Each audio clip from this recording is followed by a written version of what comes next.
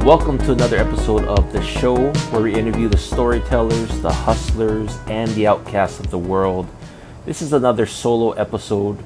As you guys know, every so often I like to do a solo where I'm not interviewing anyone and I am just talking about one topic, or I'm sharing something about myself or maybe even my past that hopefully you can either be inspired about or you can learn from.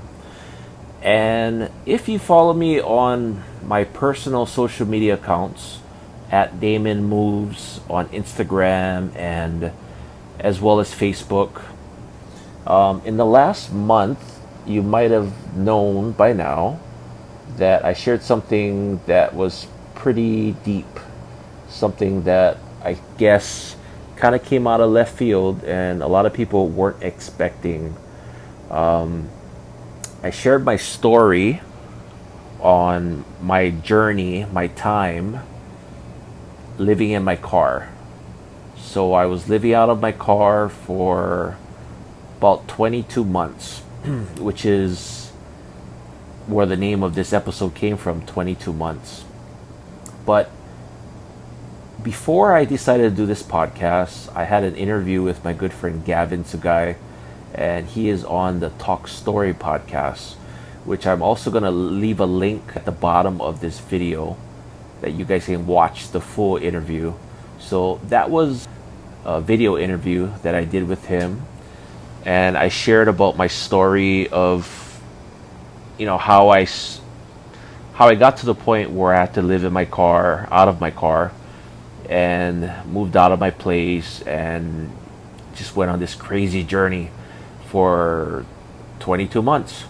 And just recently I got an apartment last month and things are a little bit more back to normal, but only a handful of people and close people knew this about me, that I was living out of my car. I didn't share it with much people. I was, a little embarrassed to share it with my business or anything that had to do with my business, and of course this podcast. So this is the first time that I'm opening up to you guys and just kind of sharing what happened. Now, in that video, it was a great interview.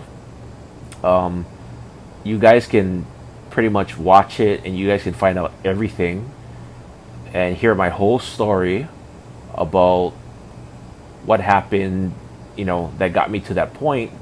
But after that interview, I feel like there were still things that weren't answered. A lot of you still had questions. Some of you were still wondering certain things like, where did you shower? Where did you brush your teeth? And all this stuff. And so even though the interview was really great, we only had a certain amount of time to do that interview. And I feel like there's still a lot of unanswered questions. So I wanted to do this podcast, just a quick episode to share all the things that I didn't get a chance to share in the interview, and also answer any questions that you guys sent me. So here we go. Financially, I was not in a good place when I decided to live out of my car. And I think the months prior to me deciding that, I was having a hard time paying rent, and I would be late on rent, 10 days late or whatnot. And I knew I was in trouble, and something had to happen. I either had to work more, I had to find another job, but I was at that point. And luckily, I don't know if luckily is the word, but the building I was living out of, they gave me a notice, and they gave all the tenants a notice, and they said that we're going to be renovating, so we're also going to be raising the rent, and the rent was going to go up by at least $300 to $400. I was already suffering at the time, and I said, okay, well, great, this is my cue. I need to exit. I need to just get out of here and just figure out where I'm gonna go. But at the time, I kept watching this girl on YouTube. Her name was Hobo Alley, Hobo. She goes by a different name now, but Hobo Alley was this girl that was documenting her whole time living out of her van. And I thought it was so cool the way she did it and how resourceful she was and how she made things work. Then I started getting deeper into the research and I started finding other YouTubers that was also doing the same thing. They were making videos and showing people how they lived out of their car or their truck and they made it work. And based off of this, this kind of this newfound thing that I was like, wow, this is interesting. I really didn't, I knew people are homeless. I knew people are living out of their car, but I didn't know this. There's like, they make it seem like it's normal. A lot of people are doing it. So why, if it's so normal and they're thriving, why can't I do it? And that's where the crazy thought came from. And the more I thought about it, the more I started thinking, you know what? This could be doable. I think I could make it work. So anyway, moved out, decided to just get a storage and put all my stuff in there and figure it out, sell a lot of stuff and fit everything into this small storage. And then the first night came. So the first night, again, leading up to this first night, I'm thinking, okay, is it crazy to think that I can do this? Should I do this? I'm in Hawaii. Like, I don't know. Is this the right thing to do? How much money can I save? And all these thoughts were going into my head. So anyway, first night, I remember it like it was yesterday. I was with my friend, went to movies and everything. And then after I left my friend, I told my friend that I was going to sleep in my car tonight. This would be the first night. My friend said, no, go to your mom's house or, go to your brother's. And I said, no, I think I can do it. And at that point, I was also a little curious to see if I could do it. And I was really curious to see how it was like. Now, the first night, which I wanted to talk about that I didn't get a chance to, very interesting, because you got to remember too, I don't have tint on my car at that point. I didn't have any tint on my car, dark enough tint to where I could, pull this off. All I had was a sun visor, basically. So here I am on the first night. I'm looking for parking. I'm driving around and I'm like, okay, how am I going to do this? Where am I going to park? What's a safe area? I didn't know any of this. It was a trial and error type deal. And I finally just parked somewhere close to where I used to live, my old apartment.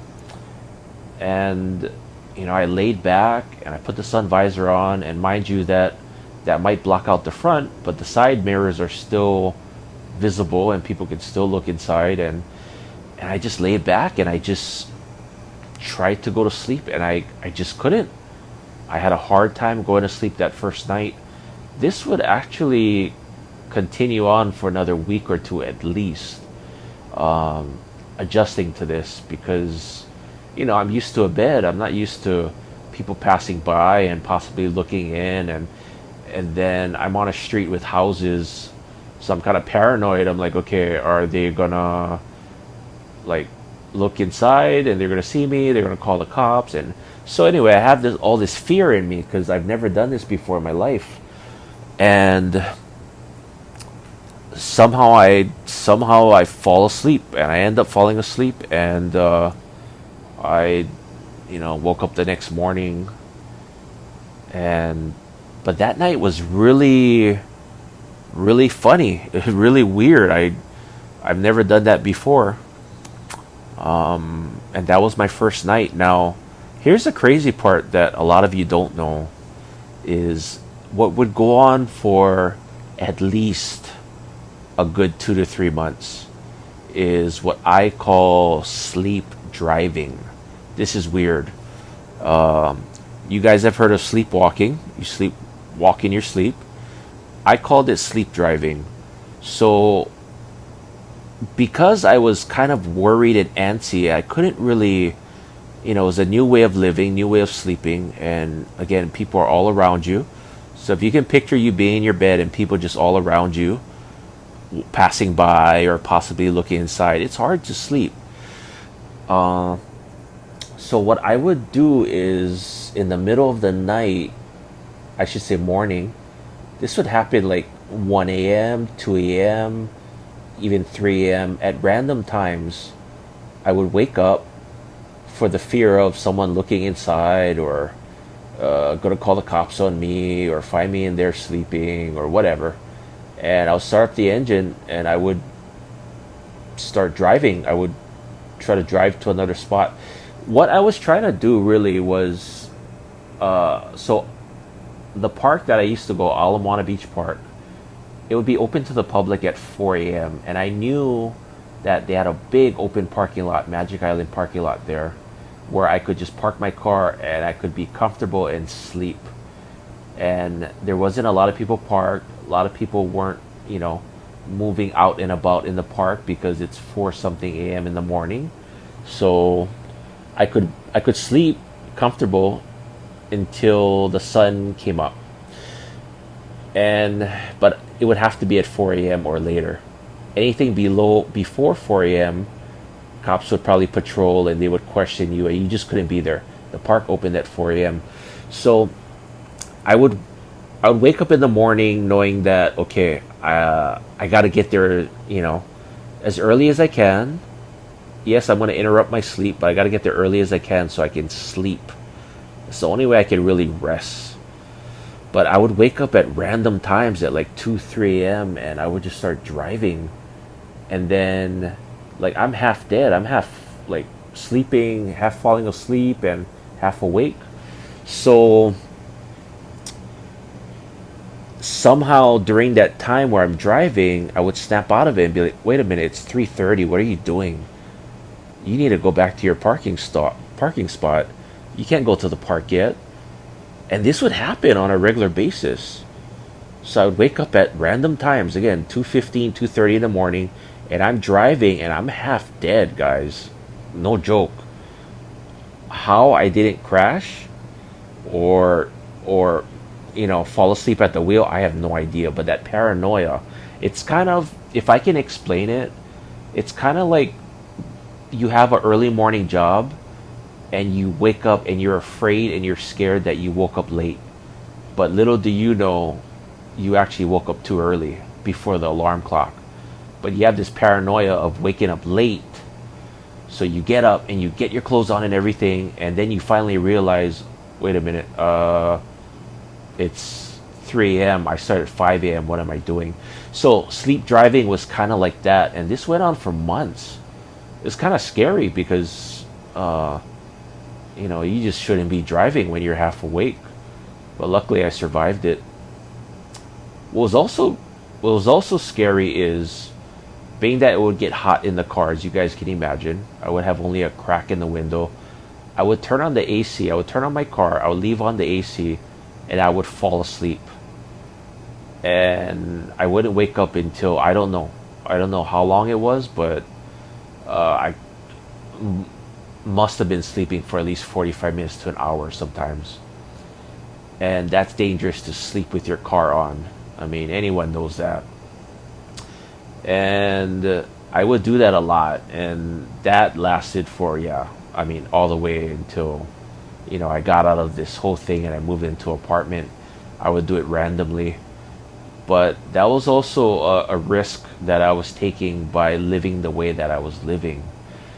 Is, just not having control of me waking up and just the whole paranoia and everything. But yeah, there's many times I woke up and the car was on, the AC was blasting, and I was like, oh my gosh, like anything could have happened. So that was pretty crazy. Um, I want to kind of answer a couple of questions that I got. One of them was, where and how did I choose where to park my car at night? So what I would do is the whole night process would be, or I should say routine would be, I would drive around and I would look for spots that are kind of, it's safe, there's people around, but not too much people, but it's also a little dark to where that would kind of black out, my windows and people couldn't really look inside. Over time, I developed about 3 to 4 locations that I would park my car. One was in Pearl City, which was kind of far away, but that was the safest location. But I didn't want to always drive there because, of course, I'm spending more gas and, financially, I'm not in a good place. The other 3 locations was in town. And, you know, I had to learn these locations by trial and error. I had to try them out first. So I would sleep at these locations, wake up the next morning, be like, oh, okay, that went well. Okay, cool. I would have to test the location first. So I would park my car. I would get out of my car and I would look into my car from different angles to make sure that no one could actually see me inside. So that's one way I would test it. But usually the best spot came from parking somewhere with a lot of cars lined up, one in front of the other. You didn't want to park somewhere where you were like the only car, on the curb or on the street, because that would bring more attention to you. So I would like to park where there's lots of cars that would just kind of squeeze in and kind of not be noticeable. But that was my whole process with finding a place at night. And yeah, it took a while to develop it, but maybe after a few months, I kind of knew the same spots, and then sometimes the spots would be blown. You know, someone, how do I put it? My cover would be blown, sort of. There would be, I don't know, something happened that would freak me out, which I want to get into the next thing. There was a few occasions where there were people outside of my car. It's pretty much as scary as it sounds. That would pretty much be the one of the reasons why that would blow my cover, and I would leave that spot and I wouldn't come back again, or I wouldn't come back until weeks later or a month later until people kind of forget about my car. But there were a few kind of close calls with people outside of my car, and I would wake up in the middle of the night and I would hear like talking outside of my car, sometimes whispering, and there was also a couple of times where I feel them leaning up against my car. Like, if you ever picture yourself leaning up against a car and every so often you adjust, like you'll stand up, you'll fix your pants or whatever, and you feel the car move. So that's what they would do. And on these occasions, I would wake up in the middle of the morning and I'd be like, wait a minute, who's that outside? What's going on?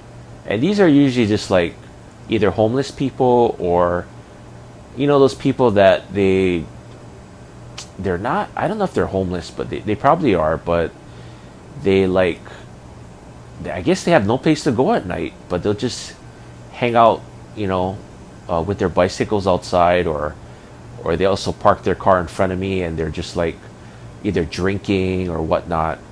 And yeah, it's creepy, it's freaky. And the first time it happened, I think, I got out my car and I said, what are you guys doing? Like, what's up? And I guess they weren't expecting it either, so they got kind of, freaked out too. And I said, I'm in the car, like, can you guys not lean on my car? And I think I ended up just driving away.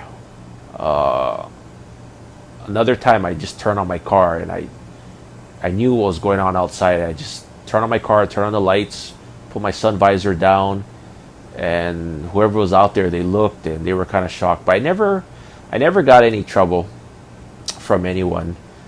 Even the first time they, said, "Oh, sorry, we didn't know." I guess they could relate, if they're homeless, they can relate to someone living or sleeping out of their car. But those are some close calls. Like anything could have happened. Now that I look back at it, they could have pulled a knife, they could have jacked me or whatever. And those were probably the scariest times. Another question I got was, how did I shower? How did I shave? So a lot of you might know I work at a gym. I would do a lot of my shaving and showering there. I would also keep my meals. So I would meal prep, and I would keep my 4 or 5 meals at a time in the refrigerator, in the staff lounge, staff refrigerator. So luckily I had a gym that I could kind of live out of, sort of, besides having my storage where I would store a lot of my stuff. But yeah, I would do all my showering there. And then when the gyms closed down with the whole COVID and everything, then I was forced to shower at the beach, which was really cold water. At first it was cold water, and then after a while I adjusted, I got used to it, and honestly, like, just didn't feel cold anymore. So amazing things you can do, your body can do, to adjust when it needs to, with just some practice. But the shaving was kind of weird too. So I did this thing, what I call dry shaving, and I would use a razor, but I wouldn't always have access to, of course, a sink and all those things that we take for granted. So I started developing this thing called dry shaving, which I made up. I don't know if anyone does it, but I would literally shave with no shaving cream, no soap, no water, nothing to make the razor glide across your face better. And I would just do it in my car. So I would kind of shave. I would kind of like, almost like scraping, but I would kind of just gently use the razor going across my face. And then what would happen is everything that I shaved off would fall on my shirt, and then I would just walk outside. I would shake it off, and that's kind of how I shaved. Once in a while, of course, I'd bleed here and there, but after a while, my skin got used to it, and I would just dry shave a lot of times because it was fast.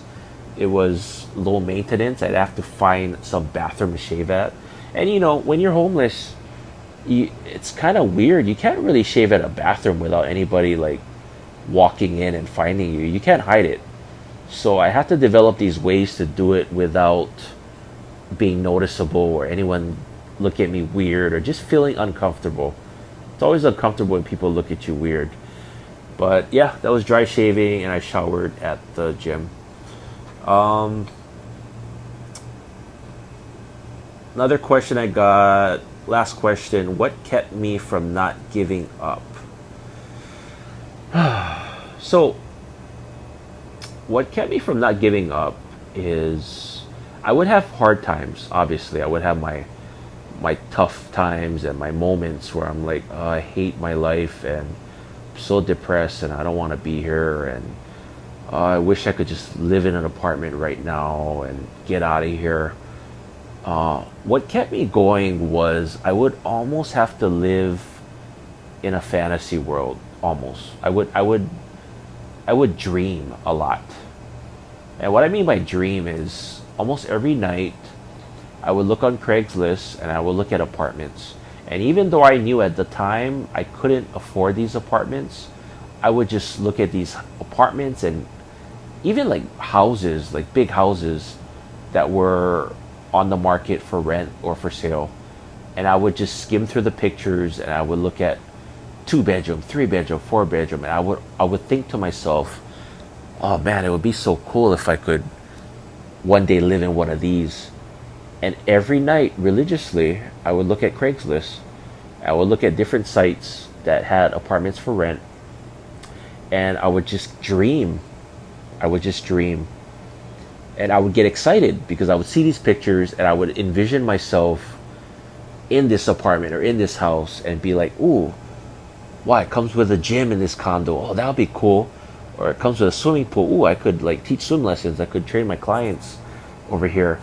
And I would just live in this like just imaginary bubble that I would build for myself every night. And even though I knew in the back of my head that it probably wasn't going to happen, there was still that what if. Like, what if I get out of this and I work hard and I save up enough money? What if I can get one of these houses or apartments? And that's what kept me going every night. Just hope.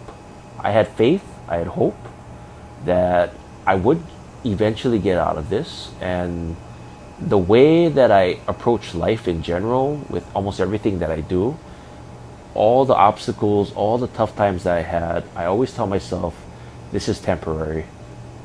This is only temporary. You just got to hang on a little bit longer. And right around the corner, you will get there. You're going to get to your goal. You're going to get to where you want to be. But you got to hang on just a little bit longer. This is temporary. And I would tell myself that every single day. All the tough times, I would just tell myself that. And I would do a lot of dreaming. And I would make believe that I'm living in this house or living in this apartment, when actually I was in my car. But I would just dream. And that's what kept me going through the whole thing. And now I'm living in an apartment. It's a studio, but it's not a lot, but it's enough for me. And I made my dream come true. I got out of it, and I survived it, and I'm here to tell you the story now. And I'm happy, and future's looking bright, and things are looking up, and I have work, I have clients, I'm training clients, I'm making a living, I'm doing what I love. And I'll be honest with you, things are not perfect. I still have bills to pay. I wasn't able to pay off all my bills and be completely debt free during that time. There's still a lot more to do, and if anything, this is where the real journey starts. This is where the real journey really begins, is how can I sustain my living and pay rent every month? Can I pay for all these things that I didn't have to when I was living in a car? So the real journey begins now. And I'm just happy that I got through it, and I'm able to share this with you guys. And take whatever you want from this. Hopefully you can be inspired by it, or I don't know what you're going through right now. But just know that if I can survive for 22 months, that's a long time, almost 2 years. And I hung in there, you guys can too. And I wish you the best. Whatever tough times you're going through right now, just know that there's that old saying, right? Tough times don't last, but tough people do. And all I can say is just hang in there. And you're going to get through it. And when you get through it, you'll look back at it and you'll be like, I'm glad I didn't give up. I'm so glad I didn't give up, because I'm here now and I survived it. Guys, keep fighting. That's all I can say to you right now. Keep fighting. You are going to get through whatever you're going through. It is temporary. And this has been 22 months. I'm actually coming out with a vlog series. I did document my whole time living in my car, and I videoed the whole thing, and I got 30 something episodes that a lot of people don't know about, and that's going to come out soon. So just want to put it out there. But thanks for listening, and I look forward to seeing you on the next episode of the show, where we interview the storytellers, the hustlers, and the outcasts of the world. Thank you for listening, and I'll talk to you soon.